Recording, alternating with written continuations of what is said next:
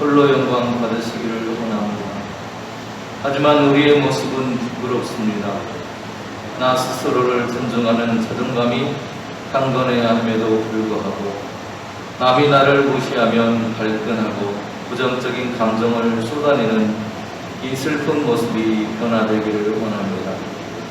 예수님을 나의 주님이라 고백하지만 여전히 감정에 이끌려 내 편과 내 편을 가르며 내 감정을 주인으로 모시고 사는 이 우상숭배를 떨쳐내게 하여 주옵소서. 끼리끼리 어울리며 수건거리고 험담하고 유언비어가 흘러나오고 인격을 모독하는 어리석음에서 벗어나게 하옵소서. 기수가 담긴 차가운 말이 아니라 따스한 배려가 있는 말로 가득하게 하옵소서. 이 말로 서로 위로하게 하옵소서. 뒷짐지고 한 발 물러서서 지켜보고 평가하고 비난함이 아니라 먼저 손 내밀고 두 팔 걷어 붙이고 먼저 시작하는 겸손과 낮아짐을 통해 예수님의 길을 따라가게 하옵소서. 손익을 계산하는 자본주의적인 인간이 아니라 손해가 나더라도 말씀에 순종하는 것을 기뻐하는 하나님의 사람으로 살게 하옵소서. 예수님의 이름으로 기도드립니다. 아멘.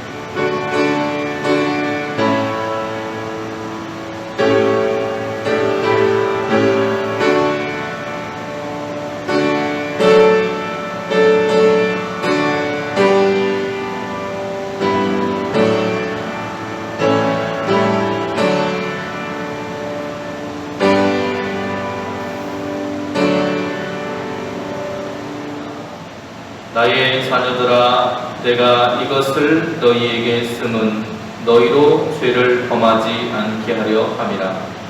만일 누가 죄를 범하여도 아버지 앞에서 우리에게 대언자가 있으니 곧 의로우신 예수 그리스도시라. 그는 우리 죄를 위한 화목제물이니 우리만 위할 뿐 아니요 온 세상의 죄를 위하심이다. 우리가 그의 계명을 지키면 이로써 우리가 그를 아는 줄로 알 것이요 그를 아노라 하고 그의 계명을 지키지 아니하는 자는 거짓말하는 자요 진리가 그 속에 있지 아니하되 누구든지 그의 말씀을 지키는 자는 하나님의 사랑이 참으로 그 속에 온전하게 되었나니 이로써 우리가 그의 안에 있는 줄을 아노라. 그의 안에 산다고 하는 자는 그가 행하시는 대로 자기도 행할지니라. 아멘. 그리스도와의 사귐이라고 하는 말씀을 함께 나누겠습니다. 지난주에 우리는 하나님이 빛이다라고 하는 그런 제목의 말씀을 함께 나누었습니다. 빛이 만물에게 생명을 주는 속성을 가진 것처럼 하나님께서는 세상의 어둠의 속에서 절망하고 또 생명을 잃어가고 살아가는 이들에게 희망과 생명을 주시는 그러한 분으로서 빛이라고 하는 말씀을 드렸습니다. 그리고 빛보다 어둠을 사랑하는 것에 익숙해져 있는 우리가 하나님과의 그러한 사귐으로 나아가는 길은 지은 죄를 인정하고 시인함으로 인해서 하나님의 용서와 구원에 대한 약속을 받아들이는 것으로부터 시작된다라고 말씀하십니다. 이런 죄의 고백과 인정을 통해서 우리는 하나님과의 사귐으로 나아갈 수 있게 된다는 것입니다. 오늘은 조금 더 이 부분에 대해서 2장 1절에서 6절 말씀을 중심으로 생각해 보려고 합니다. 오늘 본문 말씀을 보면 1절에 이렇게 말합니다. 하반절을 보시면 누가 죄를 범하여도 아버지 앞에서 우리에게 대언자가 있으니 이렇게 말을 하고 있어요. 지난번에 1장 1절에서 4절 말씀을 설명하면서 요한일서는 4가지의 목적을 가지고 편지가 쓰여졌다라는 말씀을 드렸습니다. 첫 번째는 당시의 이단 사상인 그리스도의 가현설이라고 하는 것에 경고하기 위해서 쓰여졌다고 말씀을 드렸고, 두 번째는 영생에 대한 확신을 주려고 하는데 그 목적이 있다고 기록하고 있습니다. 세 번째로는 성도로서 생활에 있어서 기쁨이 충만케 하려는 데 있다라고 지난번 1장 1절에서 설교할 때 그때 말씀을 드렸고요. 그리고 마지막으로 성도들이 이단 사상에 물들어서 죄를 짓지 않도록 하는데 그 목적을 두는데 오늘 본문이 바로 그 4번째 목적에 해당하는 것이라고 할 수 있겠습니다. 이 4번째에 해당하는 그런 본문, 성도들이 이단 사상에 물들어서 죄를 지으면서 살아가는 그 모습으로부터 그들을 지켜내기 위해서 이 편지를 지금 쓰고 있는 것입니다. 그리스도인들은 예수 그리스도께서 이루신 죄사함의 은총을 입은 사람들입니다. 지난번에 말씀드렸던 것처럼 하나님께서 빛이시기 때문에 그 하나님께 우리가 나아가기 위해서는 우리 안에 있는 어둠의 그런 모습들을 걷어내야만 합니다. 그것을 이겨내야만 하는데 그리스도인은 바로 예수 그리스도께서 우리에게 이루어주신 죄사함의 은총을 입은 사람들로서 은혜로 죄사함을 받고 그 이후에 삶은 죄를 멀리하고 정결한 삶을 살아야 하는 것이 우리의 모습이라는 것이죠. 그런데 오늘 우리의 모습을 돌아보면 여전히 우리는 뭐 하고 있어요? 죄 짓고 살아갑니다. 그렇죠? 그 이유는 우리가 연약하기 때문에 죄를 지으면서 살아가고 있다는 것입니다. 죄를 가지고 오늘 우리가 하나님 앞에 나아갈 수 있느냐? 없다는 거예요.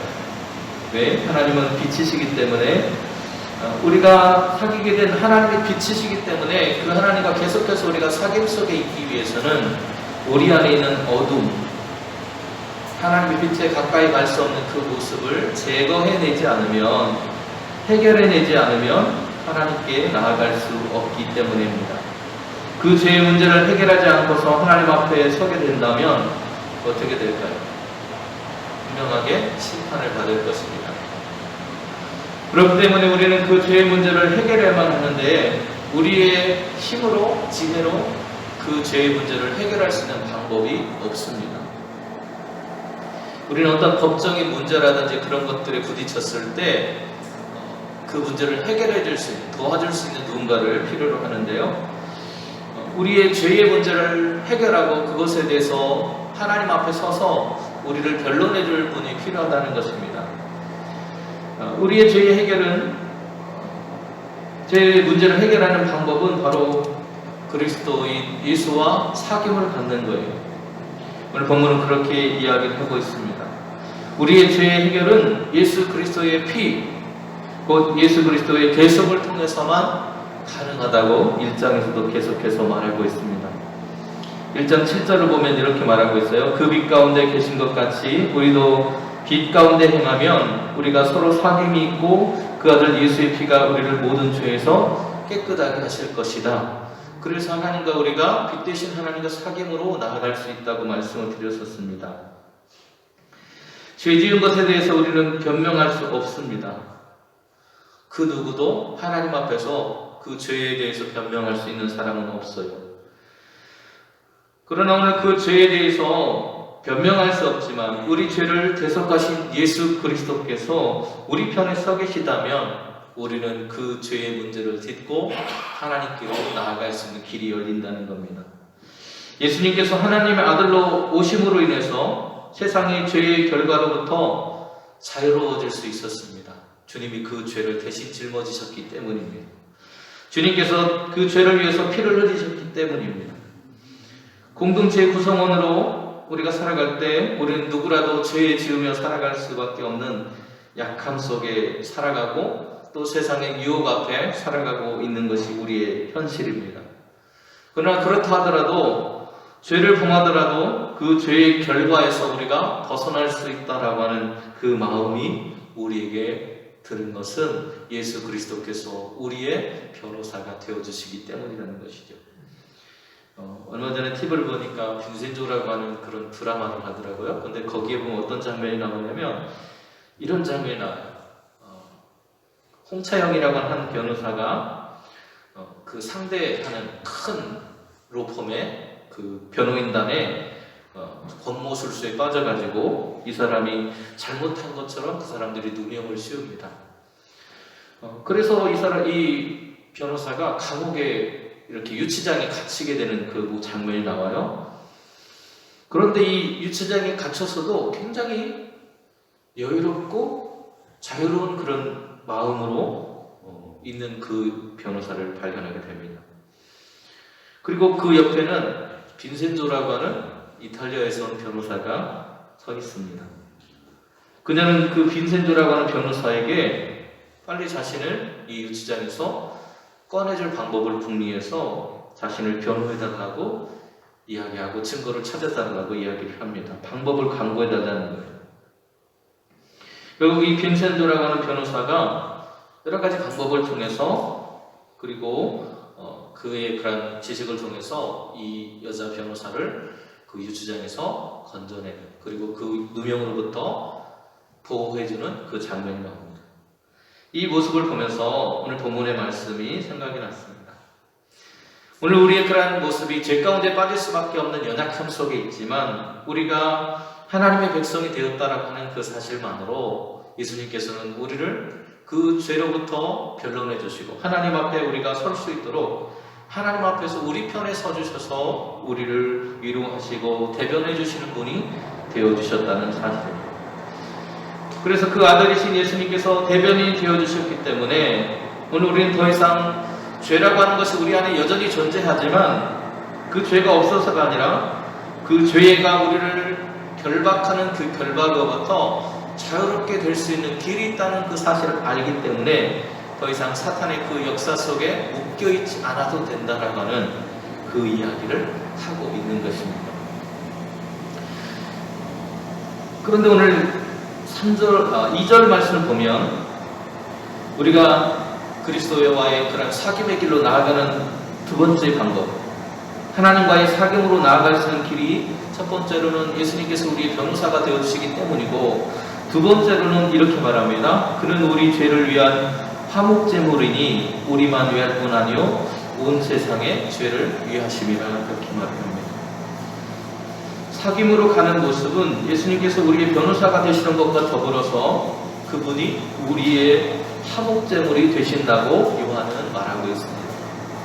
예수님은 친히 화목제물이 되셔서 인류의 죄를 대속하셨고 우리를 하나님과 화목하게 하셨습니다. 하나님과의 그런 화목과 연합을 위한 제사가 무엇이냐면 구약 성경에 레위기 7장에 나오는 화목제라고 하는 그런 제사입니다. 예수님께서 십자가에서 화목제물이 되심으로 인해서 하나님께서 징계를 받아야 할 우리가 하나님과 화목하게 될 수 있었다는 것입니다. 이에 대해서 에베소서 3장 16절은 이렇게 기록하고 있어요. 또 십자가로 이 둘을 한 몸으로 하나님과 화목하게 하려 하심이라. 원수된 것을 십자가로 소멸하셨다. 그래서 서로 간에 원수였던 사람들이 화목해지고 원수였던 하나님과의 우리의 관계가 화목해질 수 있는 길이 바로 예수님을 통해서 이루어졌다라고 하는 것입니다. 세상은 단순히 공간적이고 물리적인 그런 장소가 아니라 오늘 본문에서 말하는 세상은 하나님을 떠나서 어둠 속에 거하면서 하나님과 아들이신 예수 그리스도와의 그런 사귐 가운데로 나아가지 않고 살아가고 있는 모든 사람들을 가리켜서 세상이라고 말하고 있습니다. 빛이신 하나님과의 사귐으로 가기 위해서는 우리의 죄의 문제가 해결되어야 하는데 구약 시대에는 흠없는 재물의 죽음을 통해서 우리가 죄된 삶으로부터 자유할 수 있었습니다. 흠없는 재물에게 자신의 죄를 전가하기 위해서 안수를 행하게 됩니다. 그리고 그 재물에 안수하고 나서 그 재물을 잡아서 그 피를 제사장에 뿌리게 되는데요. 나중에 혹시 레위기를 설교할 그런 기회가 생기면 이 부분을 조금 더 설명을 하겠지만 그 장면들, 그 재물에 내 스스로가 안수하고 내 스스로가 그 재물을 직접 잡아서 제사장이 그 피를 갖다 주어야 하는 그 모습들을 우리가 한 번 더 깊이 묵상할 필요가 있습니다. 어찌되었건 바로 그 재물이 가지고 있는 흠없음이 그 죽음을 통해서 내 죄를 전가받은 그 재물이 죽고 그 재물에게 가지고 있던 그 흠없음이 내게로 돌아오는 것이 바로 우리의 죄가 속해지는 것입니다. 재물의 죽음을 통해서 우리가 죄된 삶으로부터 자유할 수 있게 되는 것입니다. 흠없는 재물에게 자신의 죄를 전가하고 그 재물의 흠없음을 얻은 것처럼 의로우신 예수님께서 죄로 어두운 온 세상을 위해서 화목제물이 되셨다고 오늘 성경은 이야기를 합니다. 예수님의 그 의로우심으로 힘입어서 우리가 빛 대신 하나님과의 사귐의 자리로 나아갈 수 있게 된 것입니다. 하나님은 어두운 가운데서 빛 가운데로 나오지 못하는 사람들의 근본적인 문제인 죄의 문제를 해결하시기 위해서 스스로 죄를 대속하는 어린 양이 되신 것입니다. 그 어린 양으로 오신 분이 바로 예수님이라고 성경은 기록하고 있습니다. 하나님은 우리의 죄의 문제에도 불구하고 그 문제를 해결하면서까지 우리와의 사귐을 원하시고 얼마든지 그 사귐 안으로 우리를 초대하고 계시다는 것입니다. 그리고 그 그리스도께서 속죄하시고 화목케 하실 수 있는 능력의 폭과 그 깊이와 넓이가 온 세상을 다 포괄할 만큼, 포함할 만큼 넘친다는 것을 말하고 있습니다. 하나님과 예수 그리스도와의 사귐 안에 거하는 것이 곧 구원이고 영원한 생명을 누리는 것이며 악한 자 안에서 처한 세상을 이기는 결정적인 길이라는 것입니다. 그 사귐을 위해서 화목제물 되신 그분이 예수 그리스도임을 오늘도 기억하며 살아가는 것입니다. 그리고 우리가 해야 할 일은 그 사귐 안에서 살아가야 한다는 것입니다. 사귐이라고 하는 것은 어떤 사람이나 하나님과 이렇게 얼굴을 대면하는 것을 말합니다. 요한은 우리가 하나님과 사귐 속에 있기 위해서 하나님의 계명을 지켜야 된다고 말합니다. 그 하나님의 계명을 지키게 되면 우리는 하나님을 알게 된다는 것입니다. 그 계명 안에서 말씀하시는 하나님을 알게 되고요. 하나님을 안다고 말하면서 그 계명을 만약 우리가 지키지 않는다면 그 진리가 우리 안에 없기 때문에 오늘 우리는 죄로부터 근본적이고 지속적인 해방을 얻을 수 없게 되는 것입니다. 죄로부터 근본적이고 지속적으로 해방되려면 아들이신 예수 그리스도와의 사귐이 우리 안에 있어야 됩니다. 그분은 태초부터 있는 생명의 말씀이시고 영원한 생명이 바로 그분이라고 요한은 이야기합니다. 그분은 바로 예수 그리스도입니다. 그 예수님을 대면하는 사귐 속에 오늘 우리는 살아가는 사람들이라고 해서 그리스도인이라고 부릅니다. 그리스도인은 하나님의 가르침에 따라서 살아가는 사람들입니다. 그 하나님의 가르침을 따라서 살아갈 때만 우리 안에 하나님의 사랑이 이루어진다고 요한은 말합니다. 그 하나님의 사랑이 우리 안에 이루어지는 모습이 우리가 하나님을 따라가고 따라서 살아가고 있는 참 신앙인으로서의 삶을 살아가고 있다라고 하는 것을 증거라고 말하고 있습니다. 우리 안에 하나님께서 계신다면 우리는 예수님께서 사신 것처럼 그러기에 살아가야만 할 것입니다. 하나님의 말씀에 순종하고 죄인된 우리가 우리의 변호사가 되어서 우리를 변호해 주시고 우리의 죄값을 위해서 하나님 앞에 화목제물로서 자신을 드리신 것처럼 이웃을 위로하고 대면하는 교회, 그 이웃을 사랑하는 교회가 되어서 그리스도 안에 거하는 교회, 그리스도와 사귐이 있는 교회로서의 신앙인으로서의 삶을 살아가는 저와 여러분이 되시기를 주님의 이름으로 축원을 드립니다. 기도하겠습니다. 은혜로우신 하나님 감사합니다. 죄인된 우리가 하나님 앞에 나아갈 수 없기에 하나님께서는 우리에게 독생하신 아들 예수 그리스도 영원한 생명이시고 영원한 생명의 말씀이신 주님을 우리에게 보내주셨습니다. 그 주님이 하나님 앞에서 우리의 변호사가 되어서서 우리의 죄를 대변하시고 우리의 화목제물이 되셔서 우리의 죄를 담당하시고 우리를 용서하신 그 사랑 때문에 오늘도 우리는 하나님의 사랑 앞에 그리고 하나님과 교제할 수 있는 사귐 앞으로 나아갈 수 있도록 인도한 것 같습니다. 하나님, 우리가 이러한 용서받은 공동체, 하나님의 사랑을 받은 공동체로서 우리 이웃들을 사랑하며 그들과 교제하며 그리스도를 함께 나누는 복된 삶이 될 수 있도록 인도하여 주시옵소서. 그래서 예수님의 이름으로 기도드립니다. 아멘.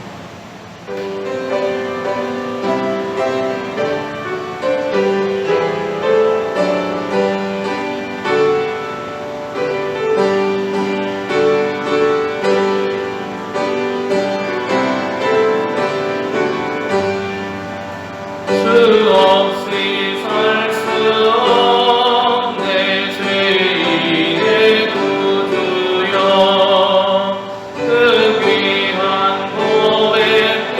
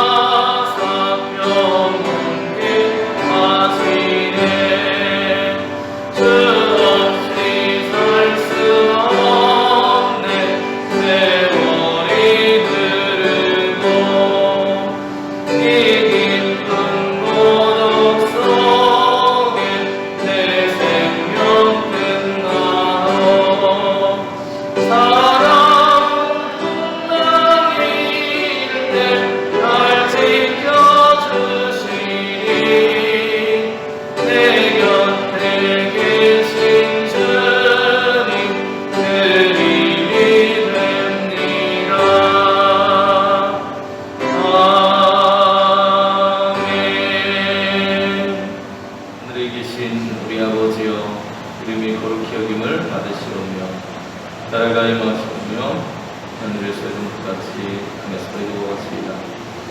오늘 우리에게 일용할 양식을 주시옵고 우리가 우리에게 죄 지은 자를 사하여 준 것 같이 우리 죄를 사하여 주시옵고 우리를 시험에 들게 하지 마시옵고 다만 악에서 구하시옵소서. 그 나라와 권세와 영광이 아버지께 영원히 있사옵나이다.